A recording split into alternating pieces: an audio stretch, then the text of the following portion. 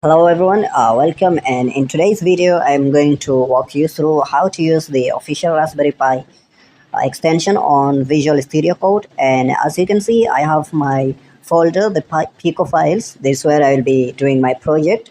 And what you have to do, simply go to the extensions and type the Raspberry Pi Pico, and it's going to be displayed as the first option, and simply click on it. And what you have to do is install it. As for my case, I already have installed there. Now, next you have to go to the MicroPython website, and as you can see, I have the Raspberry Pi Pico and a lot of different versions of firmwares available here, and I'll be downloading the latest version. Simply click on it and save it. As for my case, I already have it. So the next thing that you have to do is simply plug in the Raspberry Pi Pico microcontroller into a computer system, and we have to flash the firmware into the microcontroller by copying the file and pasting it into the Raspberry Pi Pico.